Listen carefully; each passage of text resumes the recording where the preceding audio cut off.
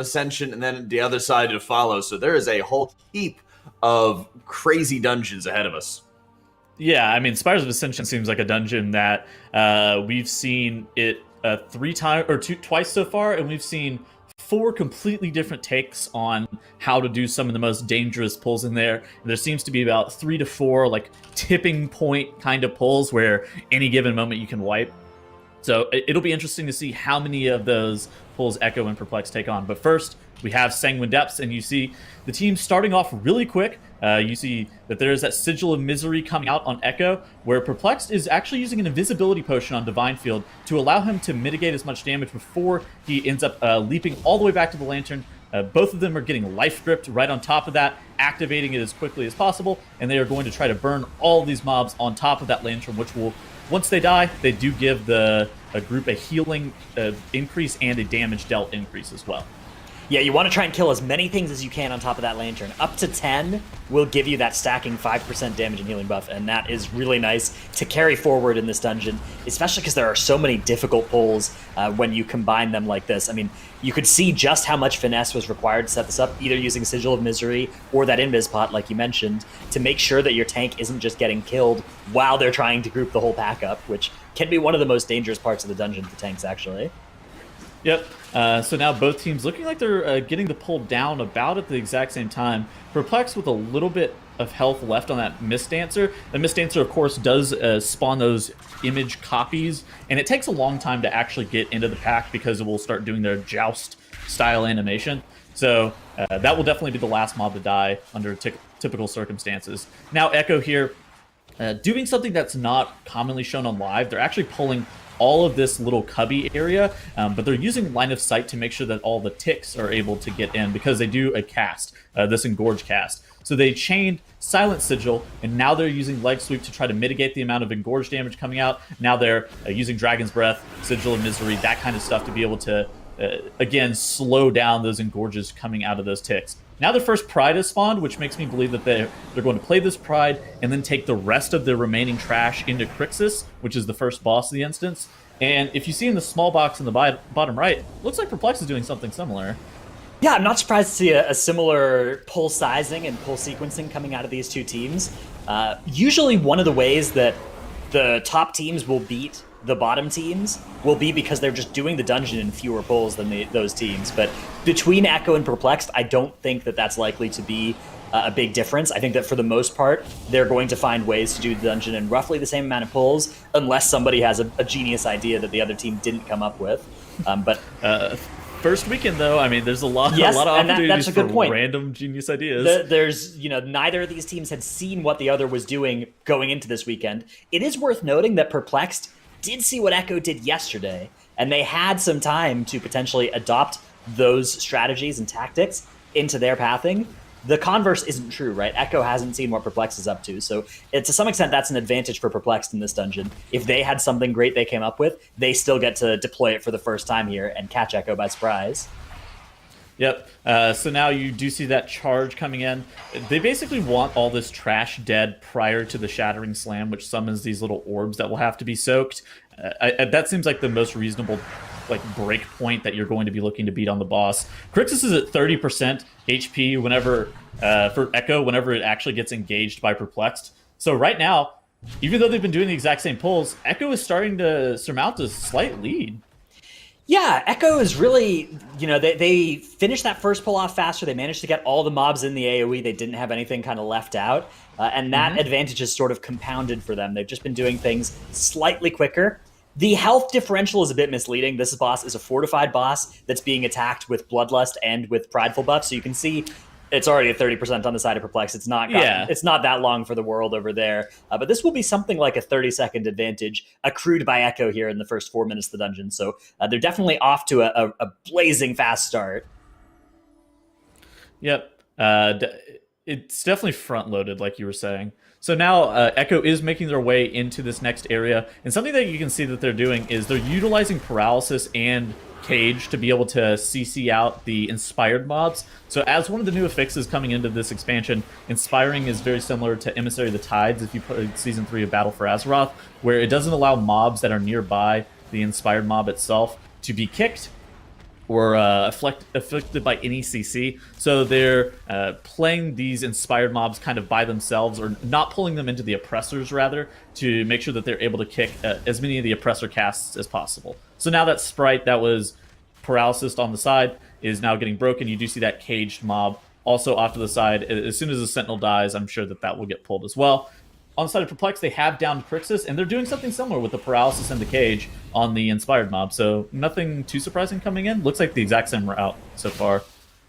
Yeah, you can see, there are actually some differences in the builds that these players are running. We do see the same 5 specs on these two teams, but now is actually running quite a different Vengeance Demon Hunter than Divine is on the side of Perplexed. Divine is playing that kind of standard live key Kyrian Vengeance Demon Hunter with the Fiery Brand Legendary. That's something we've seen a lot of players use, but now in both this dungeon and actually in several others has been instead using the Venthyr and also playing the Darkness Legendary, where when he drops below 35% health, he automatically triggers Darkness on a 2-minute internal cooldown.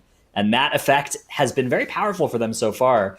It's definitely an interesting difference that I think now has really come up with and used compared to several of the other tanks in the tournament. He's not the only DH to play Venthyr, but he's the only one to have played it this much. What is Wolf Disco doing? Wolf Disco just popped his invis and was running around while the rest of his group was finishing off a few trash packs, but I couldn't tell exactly what he was doing. It seems as maybe as if he was proccing the RP to try to get the Overseers moved across the bridge, but I guess I'm not 100% sure. So now Echo onto their Manifestation of Pride, while Perplexed seems to be about half a trash pack behind still. They're doing the exact same pulls currently, and Echo's just doing them faster. Yeah, did Echo end up getting the mobs spawned by that RP as well? I think they did, right? So no. We're looking at the exact same percentage. Now did it by himself? Okay, so yes, they did end up getting them spawned, but it took them longer. So Wolf Disco was able to invis off combat and start proccing the RP a little bit early, where now had to walk up there himself, wait for the mobs, and then he was able to pull them with Sigil Flame. And so that actually helps Perplexed kind of catch up a little bit, but they're still not ahead enough. Does it come down to the damage differential on the tank? Where do you think the damage differential is really coming from here? Yeah, I mean, I wouldn't necessarily expect Venthyr to be higher damage than Kyrian inherently. And I would agree. It's tough to say whether it's like a spec damage difference versus just a gameplay wise damage difference coming out here. And in some cases, it's not even overall damage that's difference. You can do a lot of DPS on a pull, but if there's one mob that's left out of that pull and then you have to kill it after, that can be a real slowing effect on your key. It could have come down to the Mistdancer just not getting grouped up quick enough, right? Starting to do their joust. Right. I mean, we're still in a position where either of these two teams, they're both, there's like maybe half a pull separating them in terms of time right now. So I wouldn't say that this is by any stretch Echo far in the lead, and I think that just with good finesse from here, Perplexed could catch back up. But so far I think that the advantage that Echo has gotten is just from those little optimizations. It seems like we're starting to get a little bit of a routing difference now coming in from Echo versus Perplexed as to when they're pulling those mobs on the Lantern versus pulling some other, a little bit different of trash. Now Echo is into the non-elite area of the dungeon, pulling the Death's Wardens and the Scribes into those non-elites and that guy that spawns that tornado. I don't know what the name of him is. But yeah, I think Perplexed is doing the same thing. I think we're seeing almost the exact same route, just a slight bit slower on the side of Perplexed. Oh, Zalia going down though. Frank's at 1% HP for Echo. That's fine. So they're going to go and meld off that Pride. I don't know exactly what caused the death there. Quick! No, Frag! Frag getting brutally murdered by the Quaking Affix. That Affix, of course, does quite a bit of damage if you do Quake one of your friends. It's been changed from its Battle for Azeroth version, such that you don't actually take any damage from a Quake if you do not stack up. But if you do stack up, it does more damage as soon as you have more than one person stacked up with you, and the same damage at one person. So it did quite a bit of damage there, as there was a little bit, and he was already fairly low on health as well. Yeah, so I mean, this is a really good spot for Perplexed to actually be in. It allows them to be able to catch up a little bit. Unfortunately enough, they don't have a Soothe in their comp, so they have basically these non-elite mobs have an enrage effect that bolsters their HP by a lot. But if you dispel it off, they'll just die. Unfortunately, they don't have an enrage dispel, so they had to DPS down that guy from a lot of HP through a lot of HP that they otherwise wouldn't have to. All right, and it looks like they are going to get started with the same pull going in the same direction as Echo. They are starting this pull a solid 45 seconds after Echo, but it's worth noting that we now have a 10-second death differential that is going to be in favor of Perplexed. So if this dungeon comes down to the wire, Perplexed may well benefit from those deaths on the side of Echo. Ooh, goodness. A Shine standing in that Vestige. Vestige is like a ground effect that it ends up dropping just periodically. There's a lot going on right here. They're trying to make sure that the mobs are going to die in the Lantern, but since they're running a double melee DPS composition, it's kind of hard to be able to position the mobs in that Lantern while also at the same time having good melee uptime. You see Ashine still struggling to have good uptime on the rest of the mobs while also being healed. So what happened here was the Vestige was tanked near the Lantern when it dropped its first, ground zone thing, and that kind of zoned them out of that entire space. If you were watching Echo's side, they were instead having now fight the Vestige far away from the Lantern at first, and then after it dropped the puddle, they dragged everything onto the Lantern, and that made it so that they weren't in such an awkward position where you wanted to get back through that brutal ground zone. I'll be honest with you, I'm not sure that the Lantern there is actually worth that much. Yeah, so you only get benefits from the amount of mobs that you kill near it, and only some mobs actually do give you credit for it. Summoned mobs and very little mobs often don't actually go into the Lantern. I believe most of the mobs in this area do count, but you're only pulling packs of 3 or 4, so you're getting a minute's worth of 15% or 20% damage and healing. It's certainly something, and it's worth grabbing if you can, but it's not worth sacrificing huge efficiency for. I'm not 100% sure, but I think that Vestige doesn't for some reason. But yeah, basically, even at best case scenario, they would only get like a 15% damage gain, and from the looks of it, it didn't look like they were gonna. It looked like they were doing the pull slower than if they just did it normally, to the point where I'm not sure how worth that 15% damage gain is. However, for Perplexed, you can actually see this right here. They have changed it into the second Lantern. So if you refresh the buff from the Lantern, you're actually able to stack it up. So say they only had 3 stacks to begin with. Now they're able to get 3 more stacks as long as they kill these mobs within a minute of the buff. So that actually could potentially be worth it, and I think that as a whole seems pretty reasonable for me. The original 3 stacks may have been questionable, though. Yeah, I mean, the original 3 stacks, the fact that they were fresh, right? You're basically getting double benefit from them, right? Exactly. Exactly the point is that now that I see what they're doing, I definitely do agree that it probably is worth, because now they have 6 stacks, which is a nice 30% damage bump. So pretty relevant. Echo, though, is, I would still say, firmly in the driver's seat. They have pulled the second boss, Executor Tarvald. Probably one of the hardest bosses in the game right now. Absolutely one of the most difficult bosses in really Shadowlands, but this dungeon has 2 really hard bosses. That first one and this second boss, really difficult. You can see they're making sure that they're dodging these tornadoes. The tornado dodges, actually not the most punishing part of this fight. It's primarily that massive damage of the castigation cast and the damage that the ad will pulse on the whole group. Particularly, both of those events happening at the same time can lead to real disasters if you don't have cooldowns ready to use against it. So yeah, making sure they use major personals against it is the most important thing. Of course, if you do, here it comes. They don't have hunters here, but if they did have hunters, Zelia? they could absolutely feign death every single one of the castigations that's on them. They do also have access to meld and some other tools. I think the scariest part is if Zelia gets targeted like 3 times in a row, because he blew the pain suppression on the first one. Now, if he gets targeted again, it will probably be the meld. As you actually see it right there, he melds that one. Now, if he gets a third one, he doesn't have anything. He's just gonna have to heal himself. He'll probably like dome, if I had to guess. But like, the Echo Squad is in a very scary point, especially since they also pulled these ghouls. And we talked about this last time we saw Echo and Sanguine Depths. These ghouls are a lot of tank damage, but the notable thing about these ghouls and what they're going to do here for Echo is that they're going to spawn their pride. They're going to spawn their pride as soon as they die. So they're pulling them into the second boss to try to get the most efficient amount of cleave possible. But then they've just used barrier and had the auto darkness proc. So now I think they don't even have anti-magic zone anymore. So once they do get this pride spawning, if they are going to elect to kill it, which they did last time, they don't have a lot for it. So they're going to have to blow offensive cooldowns, because generally, whenever you're fighting a Pride, you're either using defensive or offensive cooldowns, and more often than not, you end up just using defensive cooldowns because it's more efficient that way. But here, you're going to have to see something be popped, probably from Mira's, just looking at the state of their CDs. But if Xaylia would actually just be able to heal through this without any barrier, anti-magic zone, auto darkness, any of that, I would be quite impressed.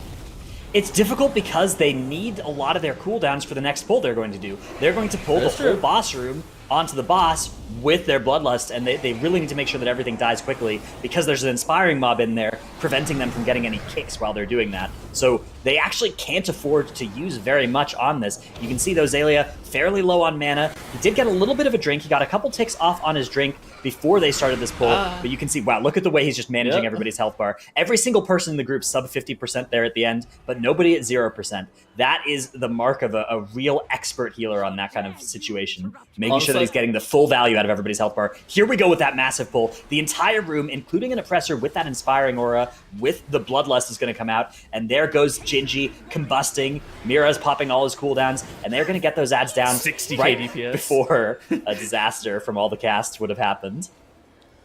All right, on the side of Perplexed, they're doing something similar. They have gotten the second boss down.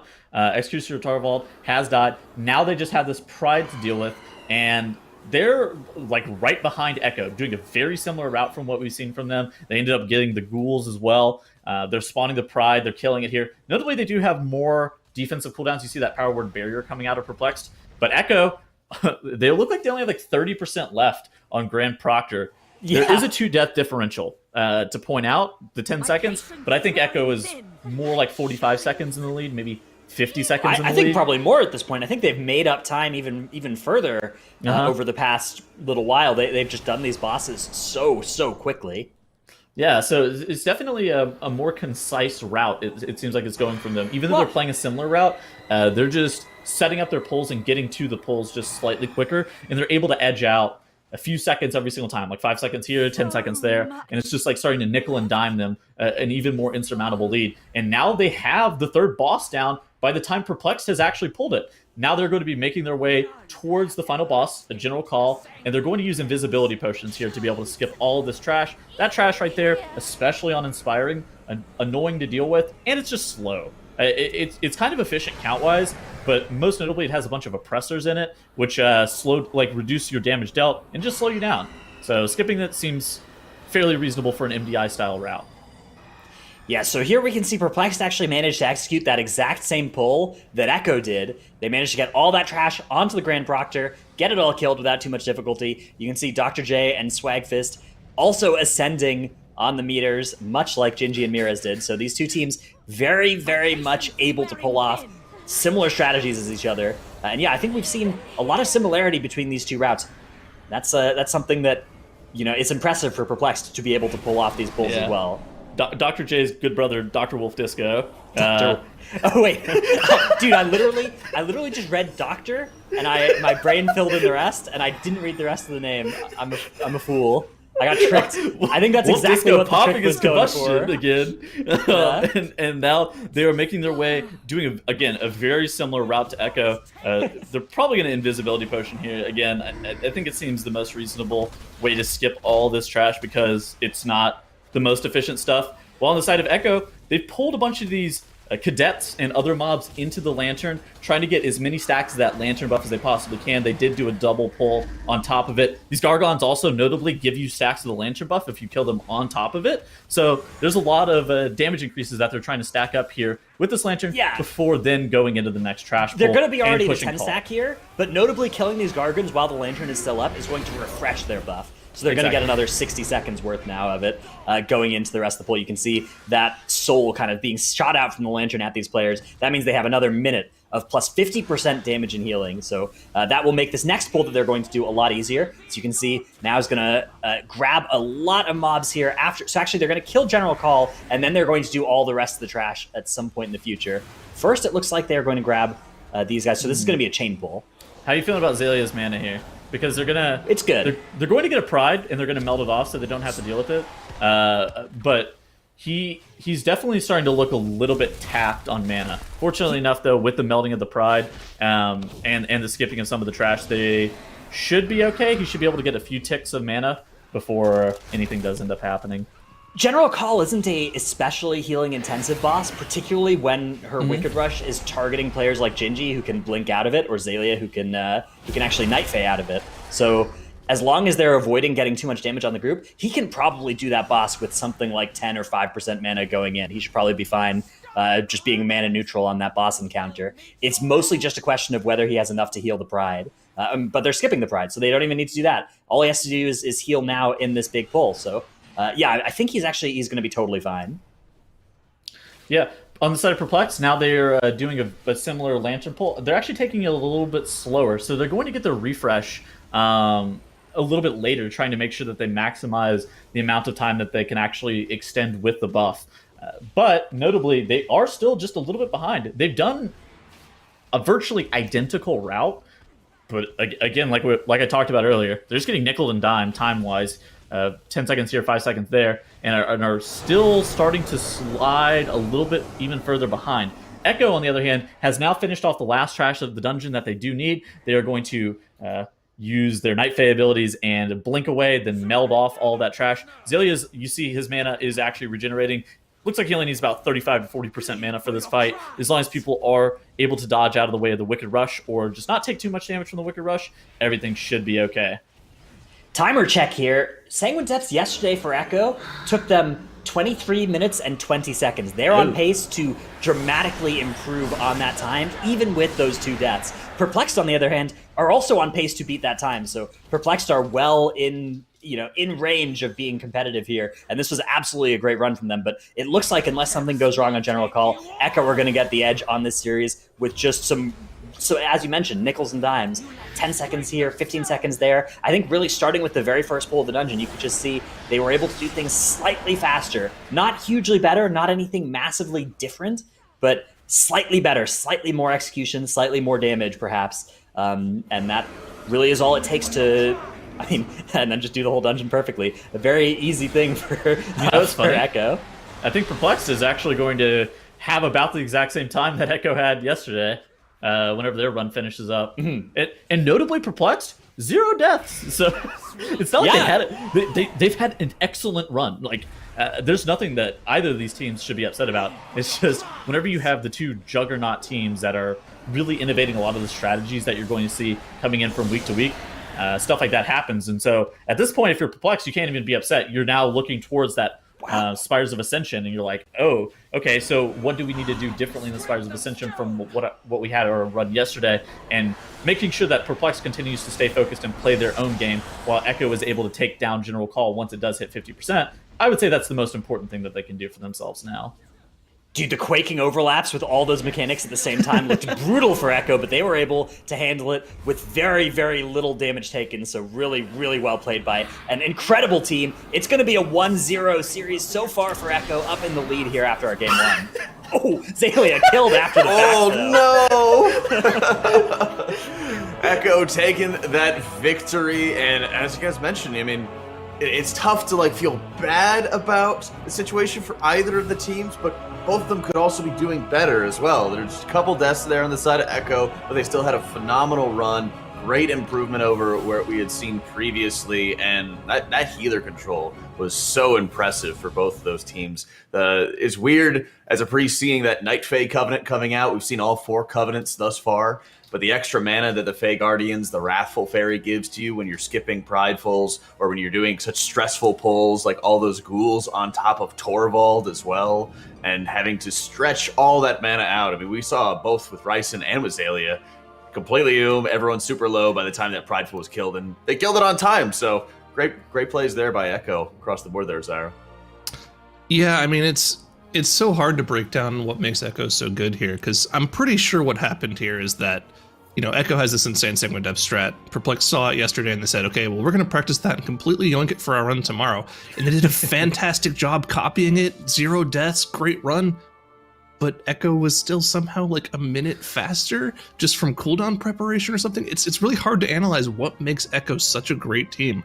But somehow they keep pulling it off year after year. It shouldn't really surprise us anymore. I think it just comes down to the fact that they were getting the mobs grouped up like so slightly quicker. It's just like the misdancer, like that cost Perplex like 15 seconds. Then there was the pull with the brutes and stuff, and getting those engorge casts stopped, and that cost them like another 10 to 15 seconds. And it's just like they're doing the exact same pull and they're doing it clean, but it's just like this much slower. And it's like, all right, how do you even criticize that?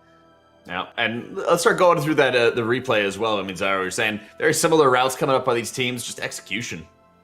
Yeah, and I mean, with how good they are, you kind of really have to look at the one little hiccup they had to try to even like break down what happened to them.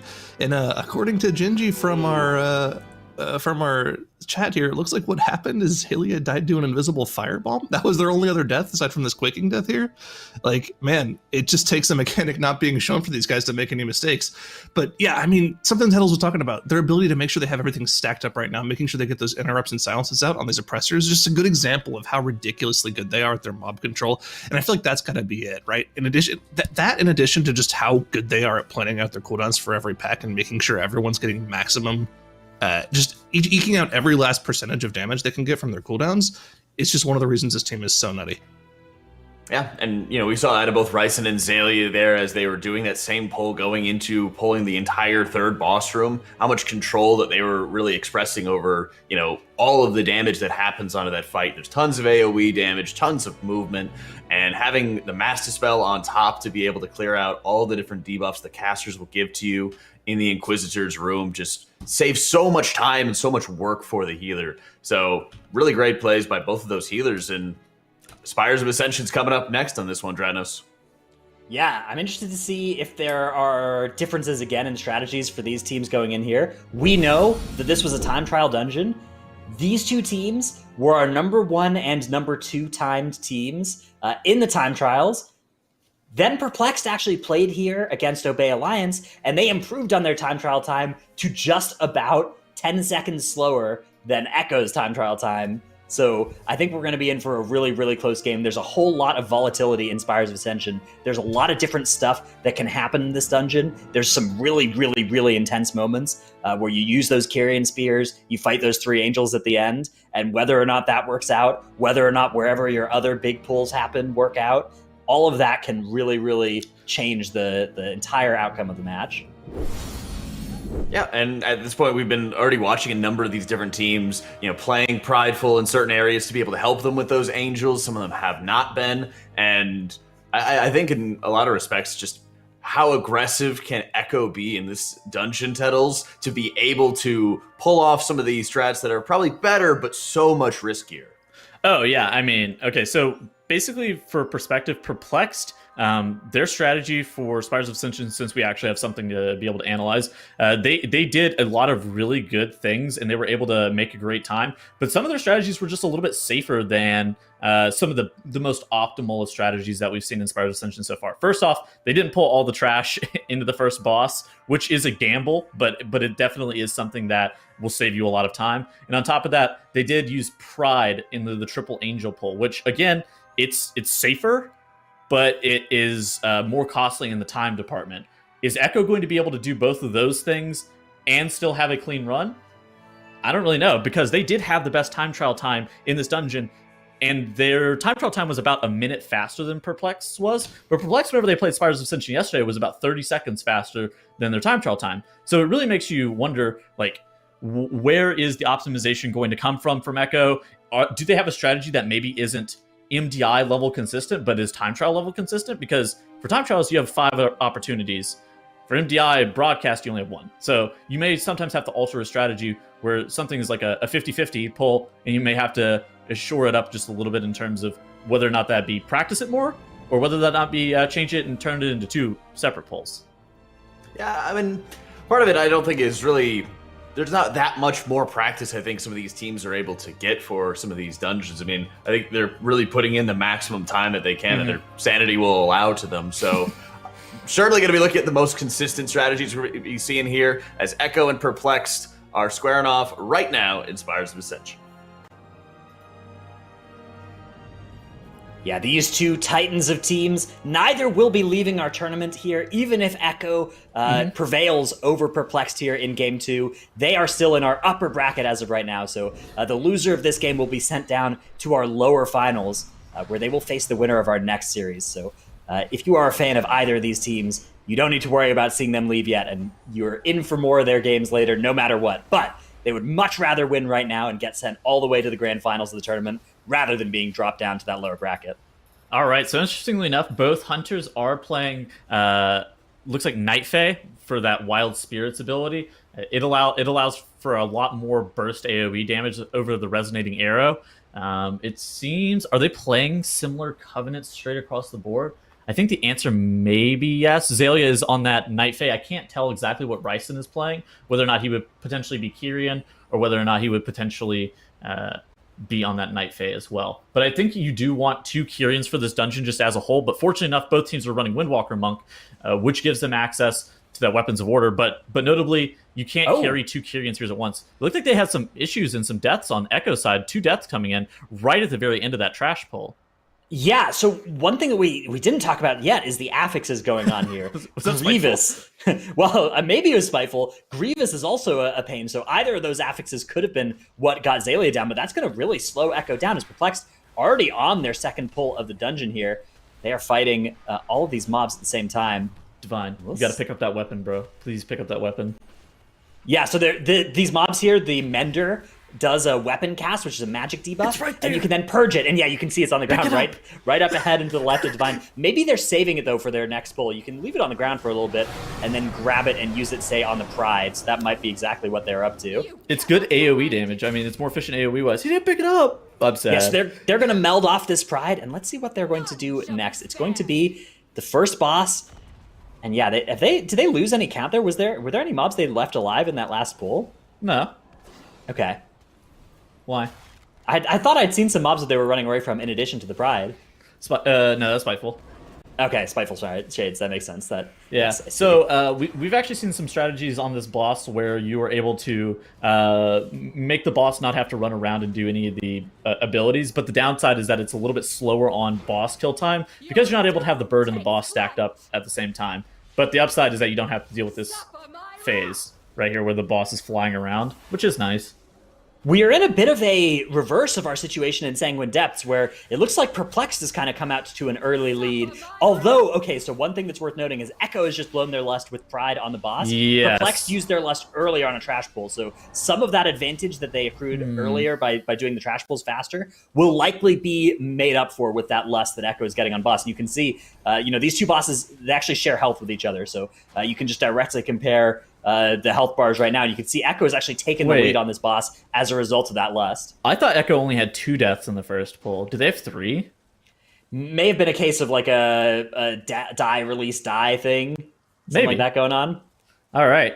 How do you actually feel about playing the Pride into this boss? Because we've seen 3 out of the 4 teams who have done this dungeon actually play the Pride straight into the boss.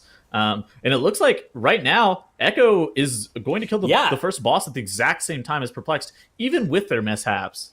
So, yeah, Echo, they were a little bit slower getting here, but they killed that Pride, right? So they killed the Pride and they had Lust for boss, whereas Perplexed lusted trash and then skipped the Pride going into the boss. And you can see, even though that got them to the boss dramatically ahead of Echo, Echo killed this boss before them. Now, with that 15-second death differential, these two teams are basically neck and neck, although we are now seeing a difference in movement between these teams. Echo is going to the right. They're pulling those 6 Lions and the Dark Praetor up there, whereas Perplexed are instead going to the left. They are grabbing a bunch of these Skirmishers and those Ether Worms. Ether Divers, yeah, and they're going to be killing all those at the same time as a couple more Ether Divers show up for the party a little bit late. And they will be using Ring of Peace, it looks like. I'm not sure if that Ring of Peace was intended on the side of Perplexed, as one mob has gotten yoinked the wrong direction, and that seems like it's going to slow them down a little bit. That Skirmisher very high on health.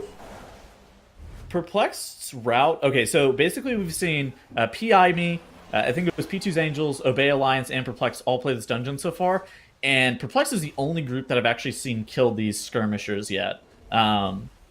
It allows them to skip some of the mobs in the latter half of the dungeon. Like it allows them to miss like some of the Justicars and the Hellions and stuff like that towards the end. But it doesn't.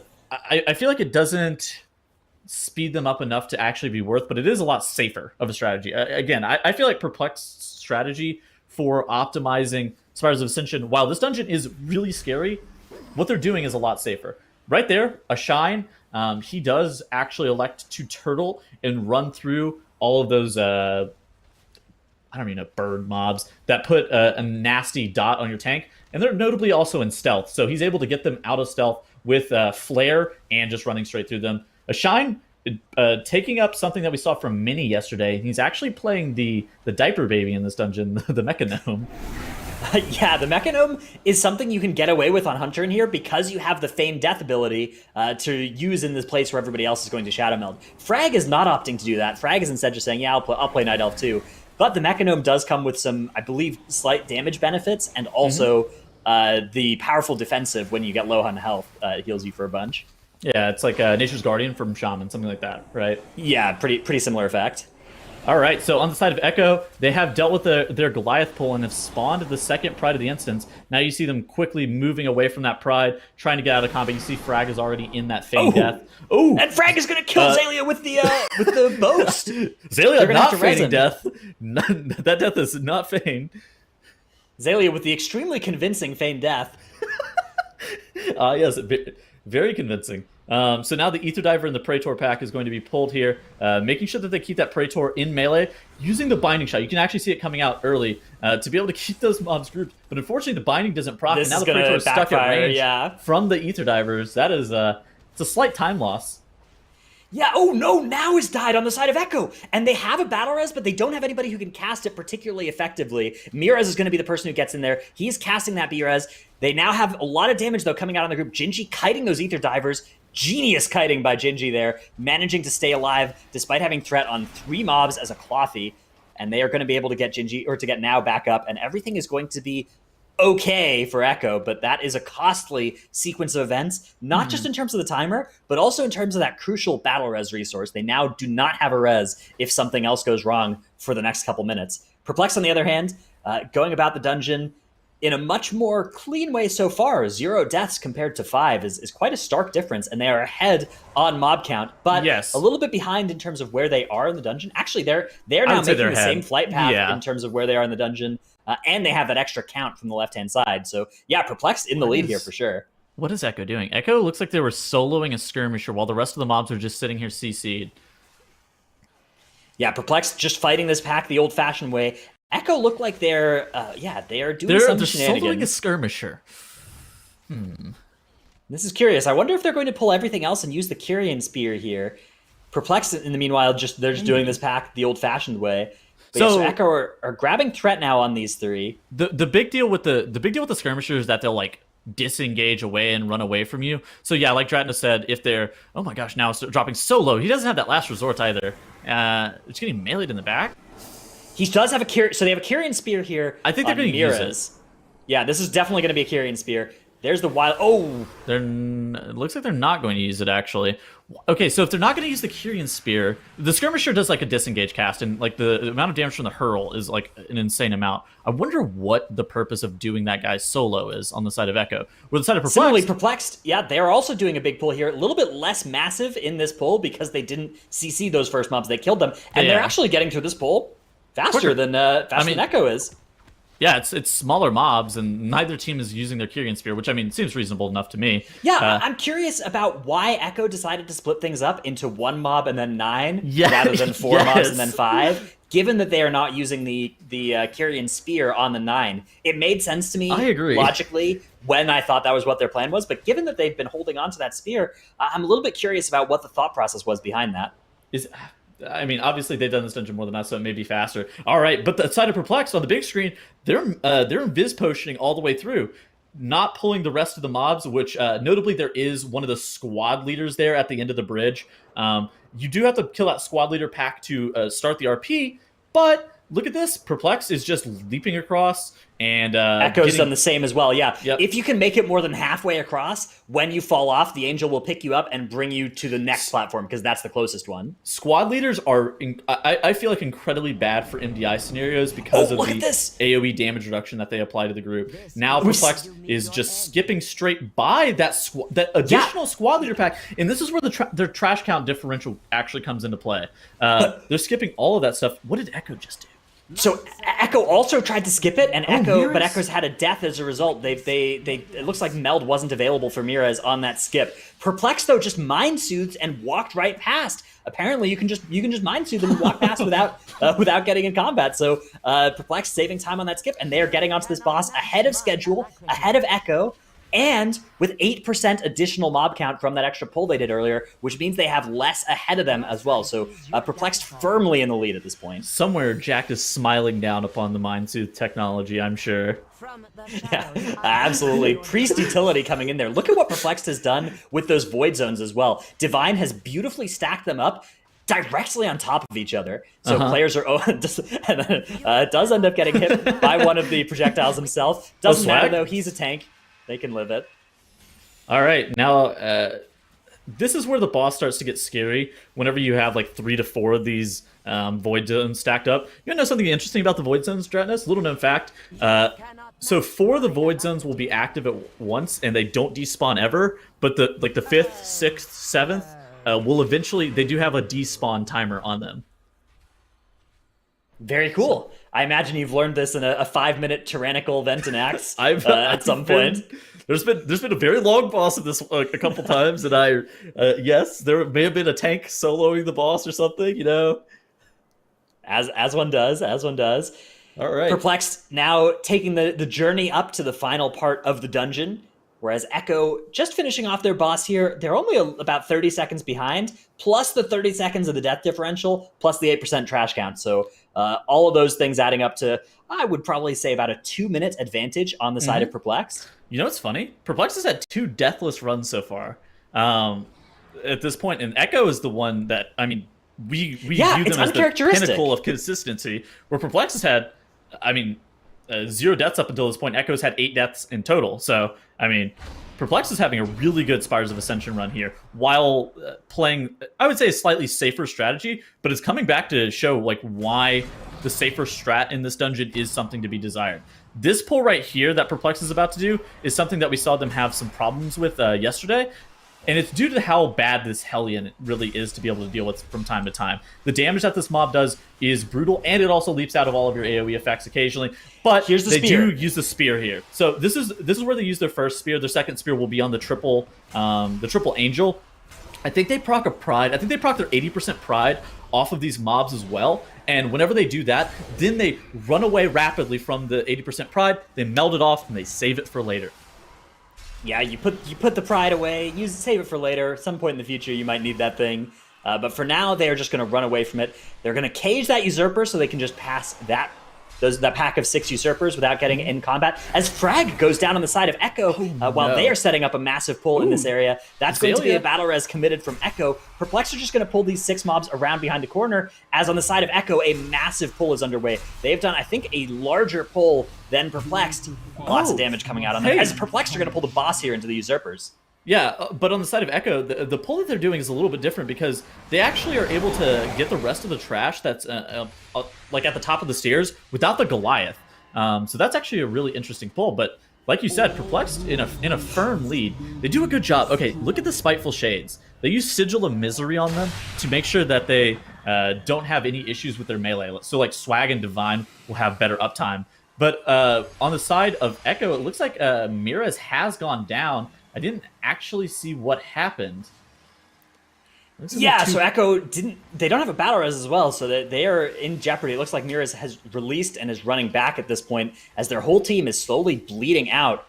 And here we have a look in at what is happening for them. Another player is going to go down and have to release. Now is taking a lot of damage. It's this Hellion. Yeah, this Hellion is a brutal mob. The Goliath over there just chain casting Rebellious Fist. You can see it's just doing that. It's only casting Rebellious Fist over there, but Doesn't matter because you can just outrange that thing 30 Man. yards and you're safe. So they just left the Goliath there chain casting. It effectively CC'd itself. This pull had a lot of good theory going into it. The execution, though, you can see there's a lot of pain there. 2 players dead. Gingy almost dead. Zalian low on mana. Perplexed. So Ophiron is entering his recharge anima phase, where he turns all those circles into the balls, and they pulled trash on top of him. So Ophiron is mostly just tank damage as a general rule, but whenever he's in this recharge phase, there's no tank damage to be had. So now all the orbs are coming in, and they're trickling in, and Divine has all the trash dead, and so now he's able to tank all of the orbs as well. So really putting the burden of all of this boss on top of their tank.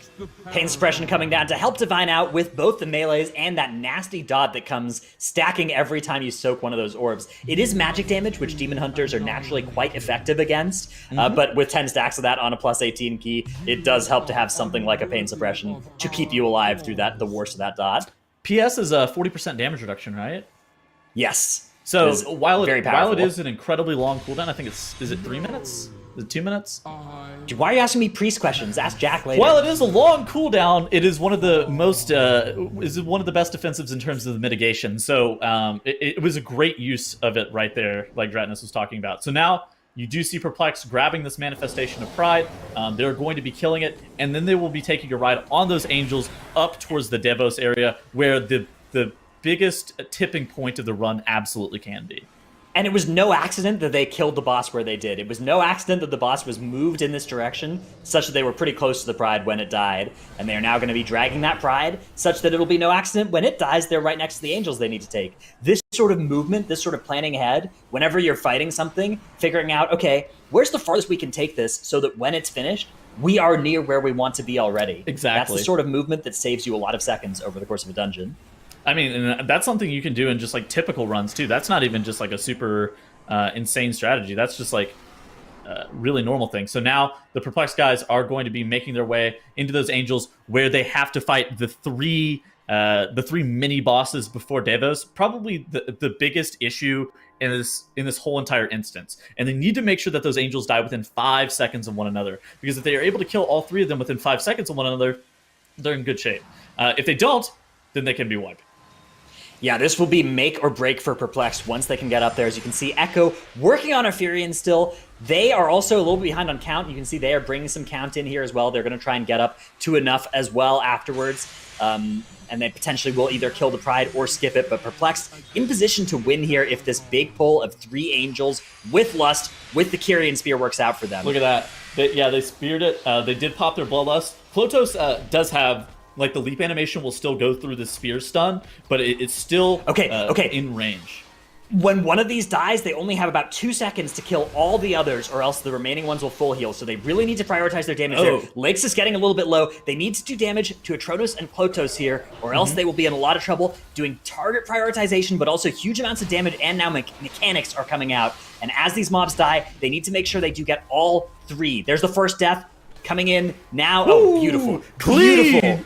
The play animation is just identically synced between them. They're now going to move and spawn their Pride in the corner here, and then run away from both the Pride and the Spiteful Shades, and then they will be shadow melding. So Pride will spawn on any random player. So they're doing a really good job of making sure that they all stack up in that corner, because the count comes in at trickling intervals from those mini bosses as... That's just how they function. So you do have a few seconds to reposition yourself for that Pride. Now, Perplexed here is pulling Devos, the final boss of the instance. Look at Ryson. Ryson is going to be leaping off the edge, and basically whenever you leap off the edge here, you have access to one of the... I think it's one of the achievements for the boss, and you're able to pick up these spears. And then whenever you throw the spear at the boss, it does like 3 or 4% of the boss's HP with it. I mean, whenever you convert that into time spent that would otherwise be DPSing as a healer there, that's really big value. The downside is that you have to make sure that you're avoiding the circle that's on the ground, so you have to be really careful if you're doing that. But it's definitely something that you can do in like normal runs, especially after you commit major offensive cooldowns to all those angels, because you're not going to be having anything, right? And so you can send somebody that would be your lowest DPS or potentially your healer to be able to go and grab those spears and do 3 to 4% of the boss's HP. The opportunity cost is normally pretty decent for the return on the damage. Yeah, and if you can land all 5 of those spears on the boss, you do get the achievement as well, which they're gonna be you getting need that. for Glory of the Shadowlands hero, which gives a nice and cool mount. So absolutely something to check out, both the competitive and the actual achievement modes of those spears. Yep. So now they have entered the intermission on to Devos and making sure that they deposit those orbs into the middle as quickly as possible to make sure that they do not have those debuffs stacked up too high. You actually did see Ryson gripping Divine back into the middle. Ashine immediately grabs that javelin, throws it straight into Devos, making sure Mass that Dispel Yep. is going to be used by Ryson here to clean off all of those nasty magic debuffs coming out of this phase. Really great use of that cooldown from the Priest.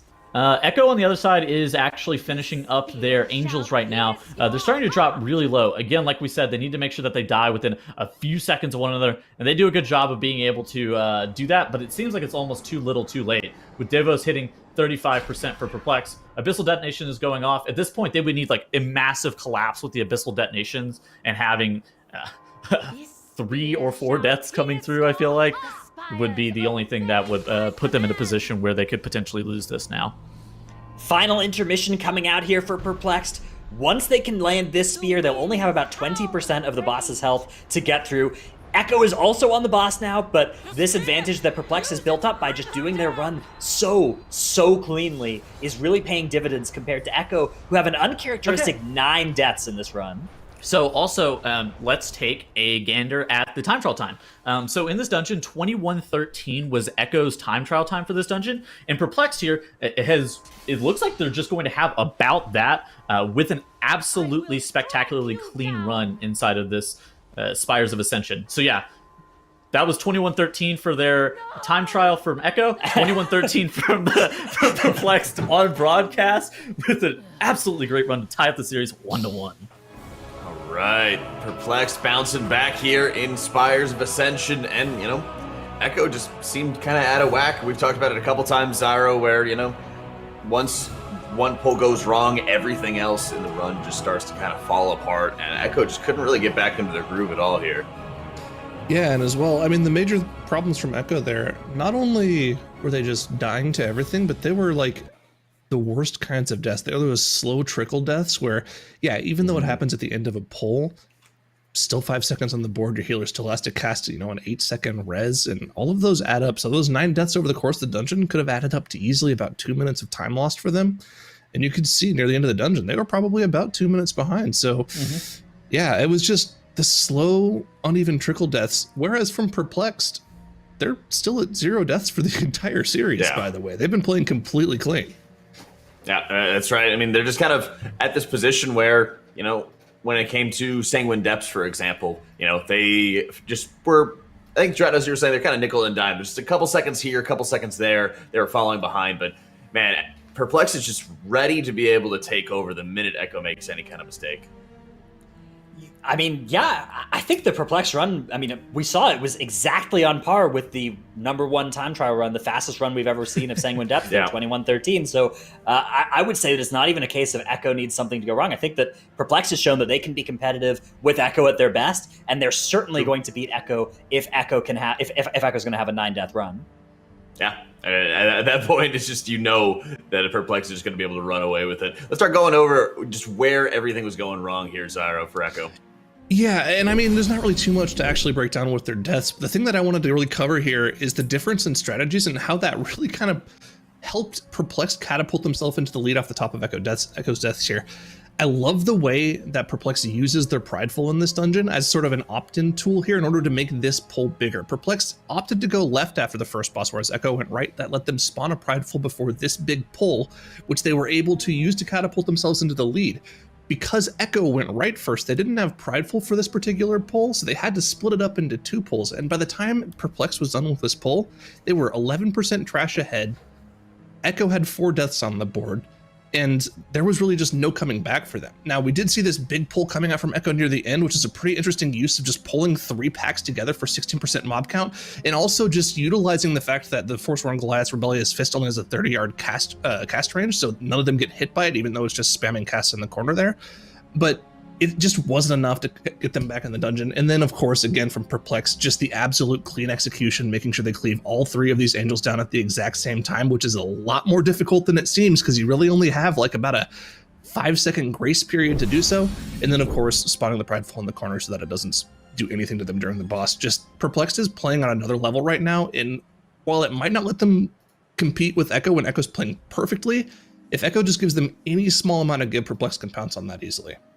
Yeah, and Perplexed has just been for so many years in competition with Echo, trying to be that #1 team in the European region. Now it's completely global here, Titles. There's a lot on the line, and the Perplexed just they never want to be able to let this go. Yeah, and I mean, we have the other side to go into next, which is we've seen it. It's like 30 minutes of fun, dude. We have bolstering and tyrannical in there.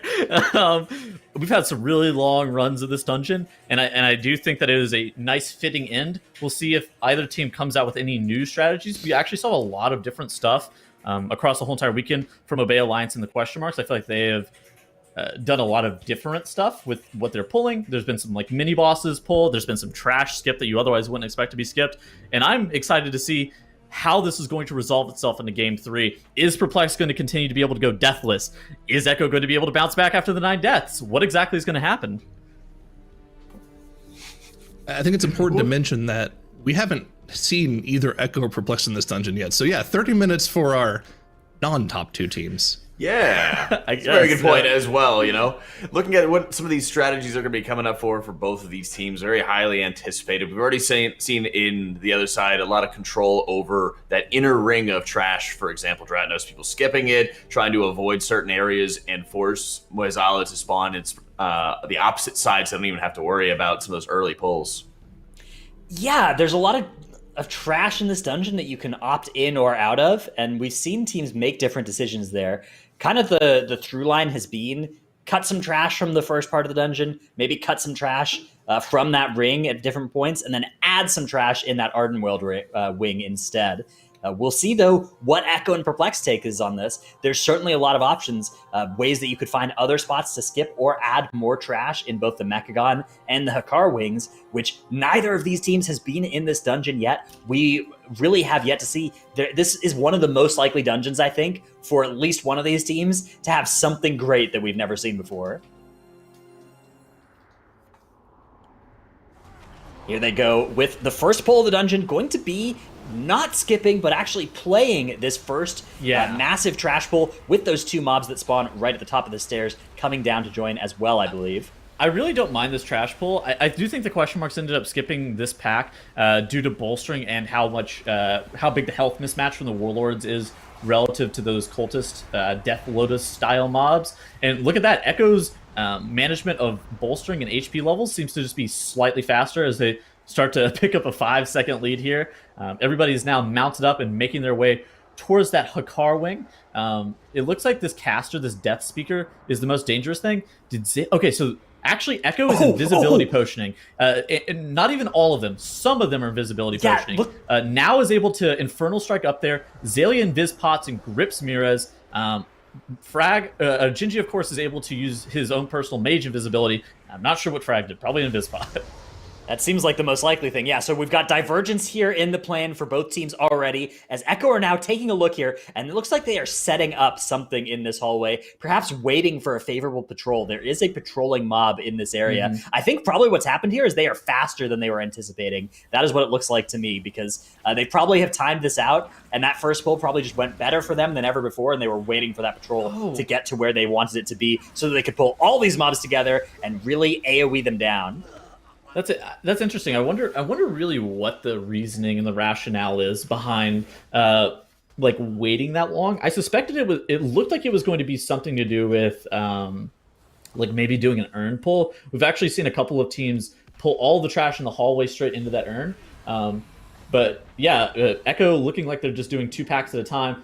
Perplexed is okay. So Perplexed is doing something that you actually see a lot on live keys. Well, not a lot, but sometimes on live keys, where Perplexed is actually going to pull all the trash at the end of the hallway, spawn their 20% pride, take that prideful buff into Hakar, burn down Hakar, and then back pull this extra Hakar wing trash.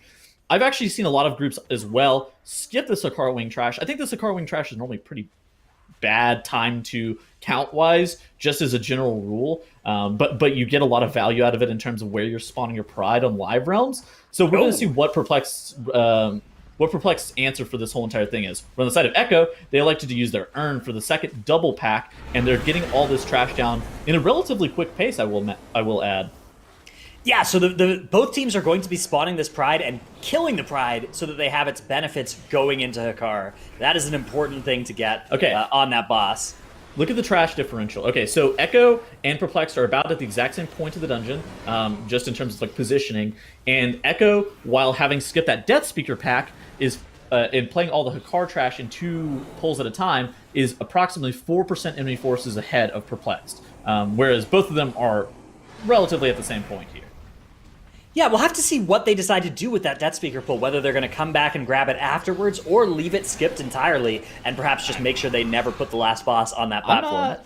I'm not so sure that you can skip it entirely, but maybe there's something that Echo knows that we don't know.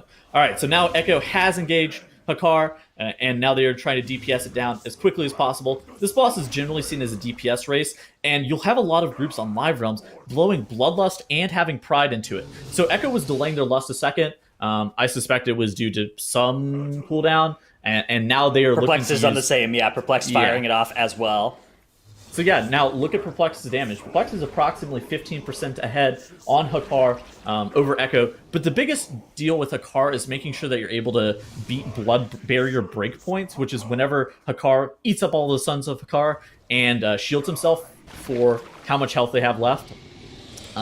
Once you start getting this boss lower and lower and having more Sons of Hakar, you're like, oh my goodness, this shield is so big. It's impossible to deal with. So making sure that you have a very swift burn on this boss is quite important. Yeah, you'll often see that heartbreaking shield go up at like 3%, and it shields the boss for 20% of its health, and you're like, no, I'm so sad. Yep. Yeah. So now Hakar is down to 10% for Perplexed, and now Hakar is down to 20% for Echo. Again, if Perplexed gets a blood barrier shield and Echo didn't, then that could be absolutely massive difference. You do see Swag there, Touch of Death in Hakar right as that final cast actually starts. And Echo here, it looks like they're going to get another shield here. Right there, they get another shield at 6% health. That is heartbreaking. That boss is going to live for quite a few extra seconds as a result. Karma being popped by Mirez. And it's going to be finished off there by Echo as well. So they are a little bit slower here on the Hakar split.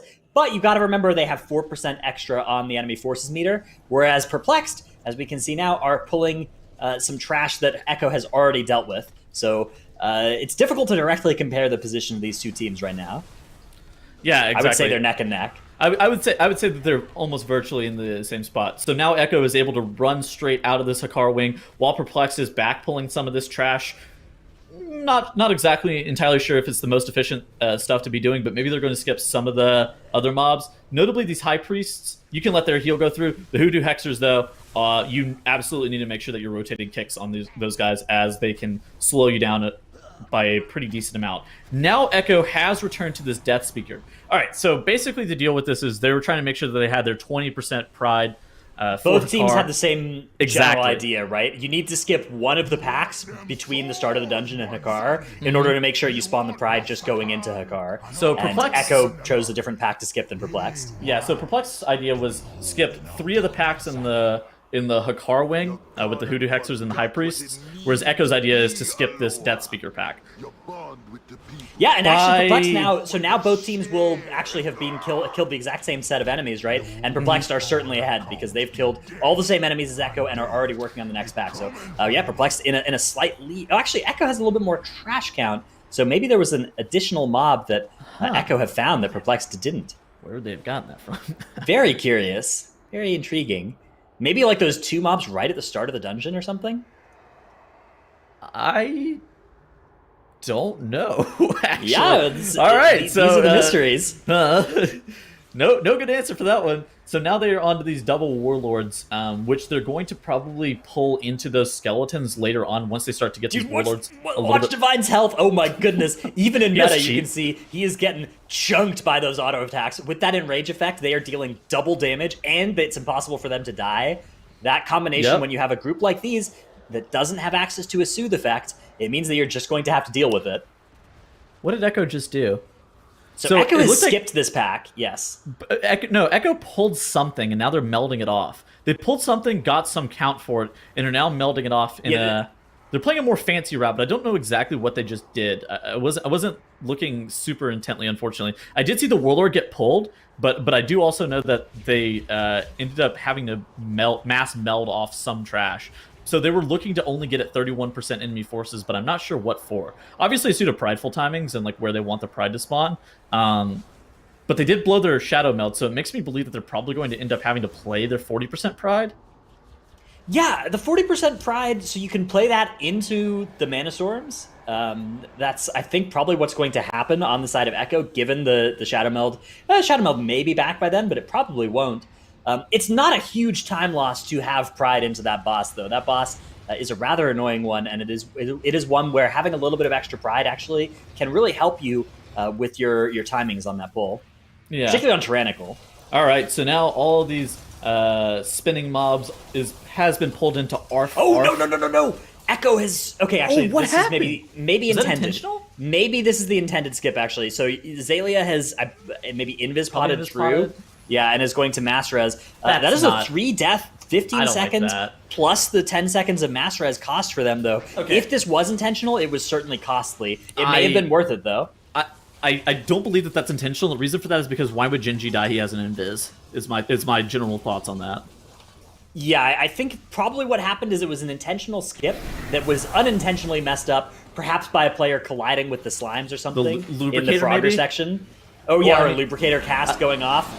I think the groups have engineering on the tournament realm, so they're able to deactivate these slimes. So yeah, if you walk over here, you're able That to press that red red button, button. yeah. Right there. Wolf Disco, clicking it. You can see the slimes don't immediately go away, though. Perhaps is they ran into one right before it despawned or something. But yeah, you can see Perplexed are going to be executing a similar strategy here, skipping through, and it looks like skipping through entirely. Oh, all the way. I like this a lot. I feel like these scented oil mobs are actually just so inefficient time-wise. So I think Perplex looking to skip those is really nice. Echo, on the other hand, has now engaged in the Mana Storms, and it looks like Echo is starting to pick up a little bit of a lead, Dratnos.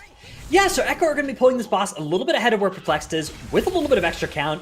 They do have those 3 deaths on the board, but somehow, despite things looking a little bit more scuffed on their end, they are probably a couple seconds ahead here. I'm not entirely sure how that happened. Yeah, I mean, look at this, though. The same story that we've had for the first 2 games. Perplex, 0 deaths. So, I mean, Perplex is having a really good run. I think that these 2 teams are absolutely neck and neck, and both of them are within striking distance. There's definitely been a little bit difference in terms of routing, and I'm looking forward to seeing how the groups and how the teams are able to alter their routes later on in the dungeon. Because we do know Echo has some, I would say, not great placed mobs with some of those skeleton raptors that looks to be like it's outside here, but I don't know how they're going to avoid those later. But Millhouse Mana Storm and Maleficent Mana Storm has been engaged by both sides. You see Mira's here using that Shadow Fury to stop Maleficent's Buzzsaw cast on now. The big deal, though, is not the Buzzsaw. The big deal is making sure that you get that Shadow Fury onto the Chicken Barrage, which is the 3rd cast that you can stun with the Shadow Fury. Yeah, this is a cool boss because both of them, while they're still active, can be used to stun the other boss. Exactly. As long as you haven't dropped them below 10% health. But once you do that, you kind of get to this situation where, okay, it's actually sort of an enrage, where you need to make sure that you don't have one boss nuked down and then the other boss living for a really long time. So look at this, Perplexed actually pushed Millhouse a lot lower than Echo did with their first burn on that boss. Maleficent is seeming to be about at the exact same percentage for both sides, but Millhouse should absolutely be able to die for Perplexed here inside their, is it a 45-second burn? Maybe it's a 50-second burn window. I'm not sure if Millhouse is going to be able to die here. They may actually end up getting another phase where he's still alive, because they have to push him to 10%, and then he'll just automatically leave, but it's going to be close. Looks here like they're for going Echo. to be Yeah, fine. they're Yeah, able to get it. he's going to get sent back up. It's not a big deal as well. You only lose like a couple seconds if you end up sending him up alive rather than dead, or 10% in this case. Well, the bigger deal is that Perplexed is going to face him a lot earlier, right? Like the Perplexed is going exactly. to is going to absolutely face him right here. Like you see, he's leaping out, and now they're getting Maleficent again. And the biggest deal for Perplexed is making sure that they don't get the Chicken Barrage. Echo on the other side. No real chance for them to get the Chicken Barrage. It seems like they're burning the boss. Wolf Disco on the small screen is also in combustion. So making sure that Maleficent dies rapidly is the biggest order of business. There is, of course, a 15-second death differential on for Perplexed's favor. And it looks like they're absolutely going to be killing Maleficent and Millhouse well under that 15-second differential. So both of these teams are now making their way out of the Mechagon wing and on towards that dealer area. Oh, goodness. There is a dental driller. So they skipped that big drill. And yeah, Gingy is going to go an ice block with Threat. And then the rest of the team is going to run through, and then Gingy will probably blink and invis to catch up. Perplex has a pride right there. That's so... These two teams have they're just having to run back through these areas that they've just littered with stuff that they've skipped before, and they're going to have to skip it again on the way out. Okay, and look at Echo this. are now into this pull that Perplexed has already done. Perplexed, you can see, walking through the same space, but it is empty. So if Perplexed is able to make up just a couple percentage points of count in the rest of the dungeon, they're a little bit ahead here, I'd say. Wait. Okay, so okay, so they're absolutely skipping these warlords. So they're going to have to meld them off. They bolstered the crap out of them for... Okay. Basically, they didn't want to hold damage, right? They just wanted to burn because they knew they were going to meld both of them off, so they didn't really care about how big the bolstering stacks got on those warlords. But they're They just they're keep going to coming leave back them to there. that pack, killing a couple mobs, and then melding off the rest and say, oh, you know what, we'll come back later and get the rest of you. That is a very, very cool strategy from Echo. That's extremely creative handling of the bolstering affix. All right, so now the Spirit has been pulled for Perplexed, and they're actually pulling the Spirit into the caster pack, and you see Dr. Wolf Disco on the small screen clicking that urn, stunning up all those mobs, where it looks like Echo is electing to do this Enraged Spirit by itself. So a little bit less efficient of a pull. I would actually describe that as a lot a bit less efficient of a pull, as long as the bolstering is going to be managed well by Perplexed. Bolstering is one of those affixes that can really be invisible on the MDI stage if you're not looking for it, because these teams just make it look so good. The way that Echo, though, is pulling in this Raptor, this Bone Soldier, late into the middle of this pull, it's really carefully calculated to make sure that everything is getting AoE'd in such a way, and that they're prioritizing their damage in such a way that things are dying at right around the perfect time as each other, and you're not having anything bolster up a lot. So you see everything just die really close to the same time. Doesn't look like bolstering is that big of a deal, but it really is something that they're putting a lot of play into managing. Okay, so Perplex is starting to get a little bit of a lead in terms of like positioning relative to the dungeon, but there is about a 6% enemy force differential. Oh, so they're spawning their... Okay, basically they have to come out after the dealer encounter and fight Okay, how do we say it? Mwizwula on the next platform. Mozilla. Yeah, Mozilla. the Firefox creators? yeah, pretty sure that's him. Okay, so they have to fight Mozilla on the next platform, but they want to make sure that they don't end up accidentally body pulling that Pride, so they were spawning it on the ledge. We've seen that Pride cause problems for multiple different teams by being spawned on the stairs, and Echo with a really great adaptation of just spawning it right in the corner of that platform where they're really sure that they can avoid it. Ah, yes. All right, so now Perplexed has spawned their 60% Pride as well, but they have actually notably spawned it in the dealer area. They melted off, and they're not coming back to that later. They're just leaving that guy there. He can just hang out by himself. Now you see Divine running around grabbing as many of these Elder Horns as humanly possible, not pulling the Matriarch. Actually, the Matriarch is pulled. This is very bad. So the Matriarch is not a nice individual. Look at his health. He's dying. He's in meta and dying still, even though he's in meta, and his meta is not going to last all that much longer. He still does have Last Resort available, I believe, so even when he comes out of meta there, Pain Suppression is going to be overlapped with meta. That Matriarch has so much health. How on earth is he going to survive this? Matriarch, of course, does not respect the Ring of Peace. Okay. That thing is entirely CC immune. It's going to be Fell Devastation used by Divine to try and stay alive. Look at all these mobs. They're all red, which means the Matriarch has enraged them all, and Divine is saying, as he runs away. Dude, chains. He's going to grip... I He's got refuse to believe 17 this stacks matriarch of is that worse. debuff. He actually doesn't have Last Resort available as well. He's outside of Metamorphosis here. That matriarch is massive, and it is pecking away at him. Does eventually go down, and now they are left with a bunch of bolstered but CC susceptible mobs that they can. I refuse to believe that matriarch is worth, man. Oh my goodness! So the Runestag Elderhorn is also a high HP mob that they could have cleaved off of. Unfortunately, the matriarch also a high HP mob that they have to cleave off of instead of the rest of the Divine! mobs. Dude, okay. Splintered Heart of Valor. He's playing that cheat death trinket. So this is actually a difference between Divine and now, and it just saved Divine's life. Echo is messing up their bolstering, though. Echo actually has one big bird on their side, running down Sesame Street to be able to look to peck down now. All right, so they were able to get that down. The bird was at like 20% health, and it was very large. Yeah, both teams having a little bit of a tough time in this Ardenworld area. You can see they're actually on identical count. Perplexed is taking some time here, perhaps waiting for optimal patrol pathing or cooldowns, perhaps, to be able to grab this next pull that they're going to do. Another matriarch here. Perplexed are going to be the only team to pull these matriarchs, I think. So much. Do not pull matriarchs on live. If any of you guys are watching, you're looking for routes for live, do not pull the matriarch ever. That mob does not play. Especially in this area, it is really, really challenging. That peck that it's stacking up on Divine is making him take so much increased damage from the future casts of it. And yeah, they are running away from that thing as quickly as possible.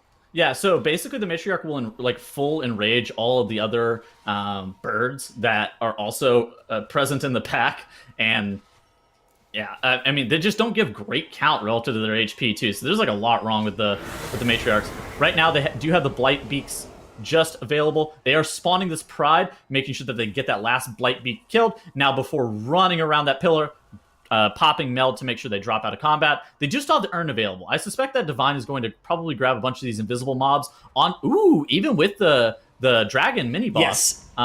This is similar to something that we saw from Obey Alliance earlier in the weekend, where they pulled this dragon with some of these invisible spritelings. They ended up. There's the Urn. They actually didn't end up earning them. The Obey Alliance team didn't, but the Urn really justified here. 10-second stun on that dragon. The dragon is mostly tank damage and then just area denial from that Wailing Grief for your melee. Your melee need to make sure that they just get out of that circle. And then the Talon Rake is just a tank ability. So as long as your tank's in good shape, this dragon is normally not that bad. The problem with the dragon is that she's just not efficient in terms of HP to count. But if you need something to cleave off of for bolstering, not that bad. Yeah, it's something you do have to make sure you sink damage into. You do not want it to be anything except the first thing to die in the pack, but look at the way that Perplexed has beautifully prioritized their damage here. Everything dying, very low health from each other, and a great managing of the bolstering affix. Similar percentage counts now. These two teams have come at this wing in different ways, as the third matriarch will now be pulled by Perplexed. Perplexed has a very different idea in this dungeon than most other teams who are opting to skip that matriarch entirely. I would say Perplexed has a different idea of this dungeon than most other players in the game. And it's working out. It's working out for them. The matriarch is something that, and actually, okay, so look what they're doing here. Most of this pack is low on health, and they're now going to go and grab all of these Spriggans that are also very low HP mobs. They're going to break the CC on the other Spriggan that they CC'd from the start of the pull, and by doing it at this timing, everything is going to have different percentage health, but similar total absolute health values from each other, which means that they can now full AoE and kill everything at close to the same time. Okay, so Perplexed has definitely taught us a lot that we didn't know, I feel like, about this area, where Echo on the small screen has definitely been doing something a little bit more standard. They did just pull the dragon and were able to get that down about at the same time. But if you look at the enemy forces counts from both teams, it's identical. Identical, yeah, 94% enemy forces. So the only real differential we see between the two teams is that 15-second death differential, Dratnos. Yeah, and this game could absolutely, at this rate, come down to those 15 seconds. Right now, less than 15 seconds separates these two teams in terms of positioning in the dungeon. It is really those deaths. Divine does have a slight advantage for, you know, the positioning in the dungeon so far, but it is not massive at all. If this pull doesn't work out for either team, that will be the ball game as well. Okay, so both teams are going to spawn their 100% pride right here. So another thing to note is that Echo's 60% pride was left on that Vuvuzuela platform in front of the final boss, and then Perplexed. Gonna have to run that one by me again. Vuvuzuela. And then Echo or Perplexed 60% pride is left in the dealer area. So there is a chance that Echo actually elects to pull that pride into the last boss. I think it's highly unlikely.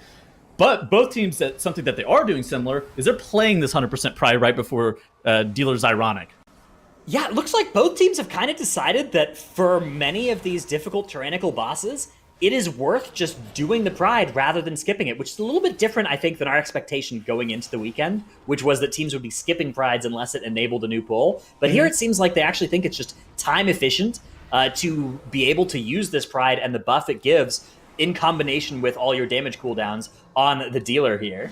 It's definitely safer, almost certainly safer, because that dealer's lightning debuff is really dangerous. And they're going to multiply that pride with Combustion, with Army of the Dead, with Bloodlust, with all of these effects on the side of Perplexed as well.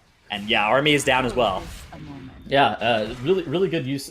It's a really good time to CD this guy too, because you do have, I would say, about a minute of travel time running back to the final boss just before, so you're able to get some of your more potent offensive CDs back up too, so you can commit things that are even longer, such as Army of the Dead, and it may be back up in the towards the end of the dungeon. I'm not fully convinced, but potentially.